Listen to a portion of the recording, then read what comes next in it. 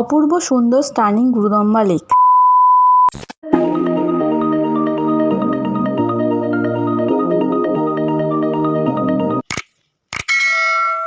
Hello, আসসালামু আলাইকুম, welcome back to my channel. কেমন আছো তোমরা সবাই? আশা করি তোমরা সবাই খুব ভালো আছো। সিকিম ট্যুর পার্ট 4 নিয়ে আবারও তোমাদের সামনে হাজির হয়েছি। আজকে আমরা সকাল সকাল গ্যাংটক থেকে বেরিয়ে পড়েছি। এখন আমরা যাচ্ছি লাচেন যাওয়ার উদ্দেশ্যে। সকলেই আমরা পাহাড় দেখতে দেখতে ওপরে উঠছি, আর সকলেরই চোখ একটা জিনিসই খুঁজছে, সেটা হচ্ছে আমরা কখন দূর থেকে হলেও হালকা হালকা বরফ দেখতে পাবো। আমরা আমাদের নেক্সট গন্তব্যস্থলে যাবার পথে অসংখ্য ছোট ছোট ঝর্ণা ফলস দেখতে পেয়েছি। এটা একটা আমরা ফলসের সামনে দাঁড়িয়ে। এই হচ্ছে পুরো ফলসটার ভিউ। ফলসটা ওপর থেকে একদম ফোর্সলিভাবে পড়ছে, দেখতেই পাচ্ছ, এই যেখানে দেখানোর চেষ্টা করছি। আর ফলসটা এত জোরে পড়ছে যে পুরো বৃষ্টির মতো হালকা হালকা ফিল হচ্ছে, যে গায়ে হালকা হালকা ঠান্ডা ঠান্ডা জল পড়ছে।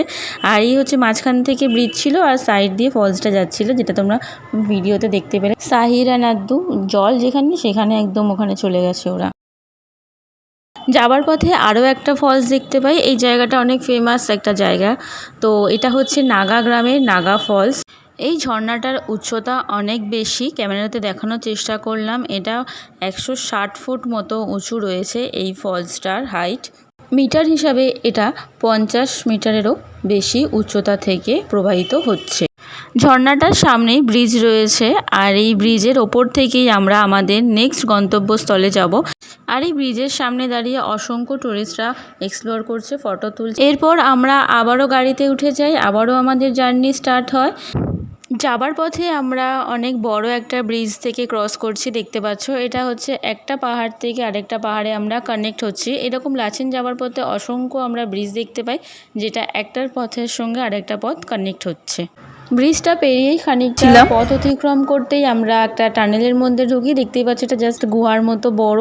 আর আগের বারে যখন আমরা এসেছিলাম তখন কিন্তু এই গুহার মধ্যে বা টানেলের মধ্যে কোনো লাইটের ব্যবস্থা ছিল না। এইবারে দেখছি লাইটের ব্যবস্থা করেছে, আর দেখতে অপূর্ব সুন্দর লাগছে, নালে পুরো অন্ধকার অন্ধকার মতো লাগছে। এই যে কথা বলতে বলতে দেখো টানেলটা পুরো শেষ হয়ে গেল। তো ভীষণ একটা ভালো অ্যাডভেঞ্চারাস এক্সপিরিয়েন্স হলো। টানেল থেকে বেরিয়ে কিছুটা দূরে পথ অতিক্রম করতেই আমরা আবারও এরকম একটা ব্রিজে কানেক্ট হই। দেখতেই পাচ্ছ ব্রিজটা কতটা বড়। ব্রিজ ক্রস করার পরেই আমরা দেখতে পাই নিচ থেকে একটা খুব সুন্দরভাবে একটা নদী বয়ে চলেছে। তো আমরা ড্রাইভারকে জিজ্ঞাসা করি যে এটা কি, নদীটার নাম কি। তো উনি বললেন সম্ভবত এটা তিস্তা নদীই আছে। অপূর্ব সুন্দর লাগছিল নদীটাকে দেখতে। নদীটার জলের কালার খুব সুন্দর ছিল, অনেকটা সি গ্রিন টাইপের ছিল, আর দেখতে প্রচন্ড ভালো লাগছিল। মনে হচ্ছিল যেন দেখেই যাই, নদীটাকে একদম দেখেই যাই। এইবার আস্তে আস্তে পাহাড়ের কোলে সন্ধ্যা নেমে আসছিল। পৌঁছাতে পৌঁছাতে প্রায় আমাদের সন্ধ্যা হয়ে যায়। অলমোস্ট আমরা 6 ঘন্টা জার্নির পরে আমাদের হোটেলে পৌঁছাই। হোটেলের নাম ছিল হিমালয়ান স্টুপা। প্রায় 6টা বেজে যায় আমাদের হোটেলে পৌঁছাতে। আরে বাবারে, প্রচণ্ড ঠান্ডা, প্রচণ্ড ঠান্ডা এখানে। একদম নিঃশ্বাস নেওয়া যাচ্ছে না, নাক থেকে পর্যন্ত মনে হচ্ছে নাক টাক সব ঠান্ডা হয়ে যাচ্ছে। তো এখানে আমরা বাচ্চাদেরকে নিয়ে বসেছিলাম হোটেল রুমের মধ্যে, বাইরে বেরানো যাচ্ছে না, এত ঠান্ডা। বাচ্চাদেরকে রুমের মধ্যে রেখে আমি আর আমার হাজব্যান্ড একটু রুম থেকে বাইরে বেরিয়েছিলাম ঠান্ডাটাকে আরেকটু বেশি উপভোগ করতে। দেখতেই পাচ্ছ পুরো জমে যাওয়ার মতো ঠান্ডা এখানে। আমার চ্যানেলে নতুন হলে অবশ্যই চ্যানেলটাকে সাবস্ক্রাইব করে দিও, তাড়াতাড়ি লাইক আর কমেন্টও করে দিও কিন্তু। আমার রুম থেকে তোলা এটা সকালের জানলার ভিউ, ভীষণ সুন্দর লাগছে, অপূর্ব দেখতে লাগছে।